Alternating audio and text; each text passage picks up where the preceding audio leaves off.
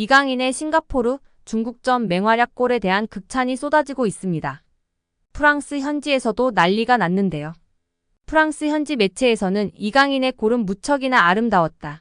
지구보다 더 큰 어마어마한 골이었다. 주옥 같은 골이었다. 환상적인 골이었다. 등의 극찬을 쏟아냈습니다.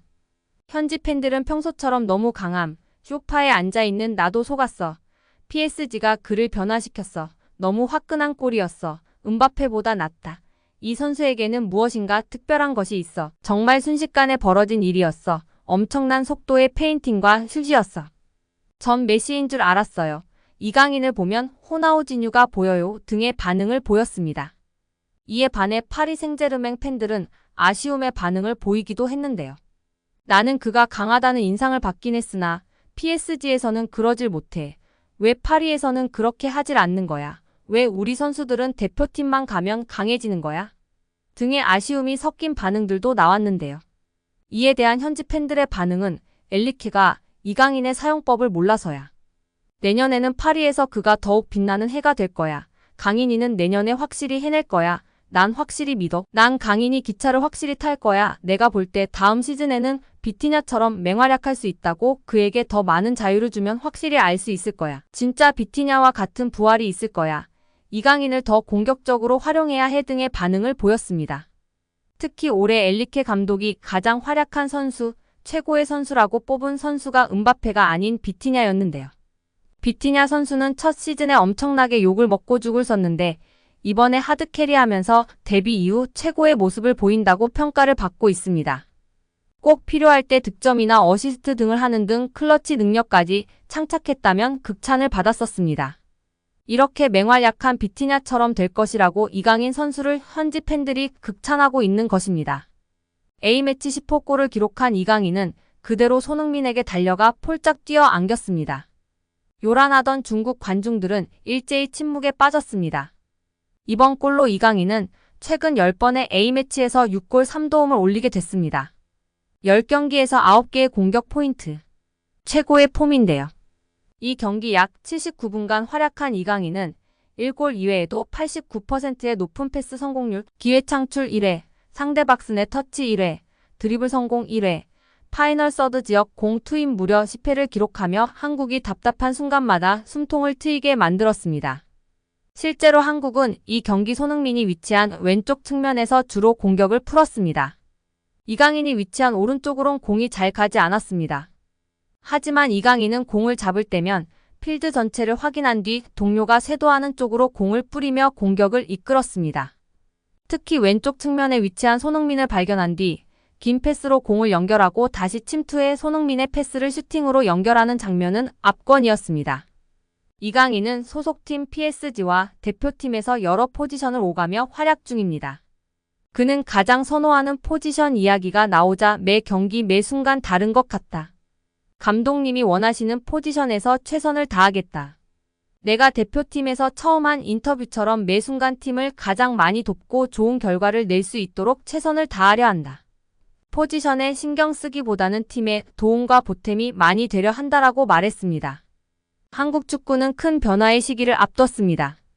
손흥민, 이재성, 김진수 등 1992년생들의 나이가 30 중반으로 접어들고 있기 때문인데요. 하지만 젊은 이강인의 맹활약에 팬들은 걱정을 조금이나마 덜을 수 있었습니다. 이강인의 소속팀 PSG, 레알 마드리드의 측면 공격수 비니시우스 주니오르에게 관심을 갖고 있다는 소식이 전해지며 화제입니다. 지난 시즌 정상급 활약을 펼치면서 레알의 스페인, 라리가 우승과 유럽축구 연맹 챔피언스리그 우승을 견인한 비니시우스는 발롱도르 수상 후보로 꼽히고 있습니다. PSG는 계약 만료로 팀을 떠난 킬리안 음바페의 공백을 비니시우스로 메우려는 계획으로 보이는데요. 프랑스 축구 소식을 전하는 게 풋볼 뉴스 프랑스에 따르면 프랑스 매체 프랑스 텔레 소속 언론인 모하메드 부합씨는 프랑스 RMC 스포츠에서 진행하는 프로그램인 애프터 풋에 출연해 PSG가 비니시우스를 예의주시하고 있다고 말했습니다. 겟 풋볼 뉴스 프랑스는 부합씨가 꺼낸 비니시우스의 PSG 이적설을 앞서 레키프가 곧 레알에 합류할 예정인 음바페가 레알 라커룸에 미칠 수 있는 영향에 대한 우려가 있다는 내용의 보도를 낸 것과 엮었습니다. PSG 시절부터 라커룸 내 영향력이 지대했던 음바페가 레알 라커룸에서도 같은 태도를 유지한다면 특정 선수들이 팀을 떠날 수도 있다는 우려였습니다. 매체는 또한 음바페와 비니시우스의 포지션이 겹친다는 점도 언급했습니다. 비니시우스는 주로 왼쪽 측면에서 뛰는데 음바페 역시 최전방 스트라이커와 왼쪽 측면 공격수를 모두 소화하는 선수입니다. 실제 레알은 음바페의 합류로 비니시우스, 음바페, 호드리구로 이어지는 최강 3톱을 구성할 수 있게 됐으나 포지션 불균형에 대한 지적을 피하지 못하고 있습니다. 세 선수가 모두 측면 자원으로 분류되는 데다 중앙에서 영향력을 발휘하는 주드 벨링엄도 무시할 수 없기 때문입니다. 이에 비니시우스의 이적설이 나오게 된 배경입니다. PSG가 새로운 공격수를 찾고 있다는 점도 이유인데요. PSG는 팀 득점의 대부분을 책임졌던 음바페를 대신해 팀의 공격을 맡길 만한 자원을 찾는 중입니다. 곤살로 하무스와 랑달 콜로 무아니가 있기는 하나 두 선수들보다 득점력이 더 좋은 선수가 필요하다는 판단 끝에 결정을 내렸습니다.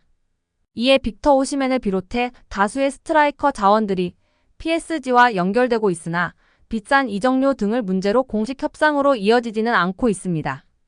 다만 레알이 비니시우스를 매각한다는 희대의 결정을 내릴 것인지 그리고 PSG가 아무리 자본력을 갖추고 있다고 해서 비니시우스를 영입할 수 있을지는 의문인데요. 비니시우스는 유력한 발롱도르 수상 후보이자 현재 레알의 중심축이나 다름없는 선수입니다. 비니시우스의 플레이에서 시작되는 득점과 기회 생산은 수도 없이 많습니다. 레알이 팀의 핵심 자원을 쉽게 넘겨주는 팀은 아니기 때문입니다. 만약 레알이 PSG의 제안을 거절할 경우 PSG는 바이아웃을 지불하는 선택을 내릴 수 있는데 이 역시 실현되기 힘든 일입니다. 레알은 지난해 비니시우스와 재계약을 체결하면서 비니시우스에게 무려 10억 유로 약 1조 4,820억의 바이아웃을 걸었습니다. 아예 판매 불가라는 소리입니다. 과연 파리의 새로운 공격수는 누가 될까요? 어느 선수가 이강인과 호흡하며 이강인 선수를 빛내줄 수 있을까요? 여기에 이강인의 활약에 고무된 김도훈 감독은 공개적인 자리에서 특급 칭찬을 날리며 화제가 되고 있습니다. 지난 9일 김 감독은 국내 매체와의 인터뷰에서 이강인의 이름을 직접 언급했습니다. 김 감독은 이강인은 솔직히 계속 칭찬을 해줘야 하는 선수라며 축구 선수로는 최고의 테크니션이라고 생각한다라고 말했습니다. 이어 오른발, 왼발 가리지 않고 모든 플레이가 탁월하다라며 메시가 뛰는 모습을 보는 것만으로도 영광이라고 느낀 적이 있는데 이강인 그리고 손흥민 역시 동시대에 볼 수 있다는 게 자랑스럽다라고 덧붙였습니다.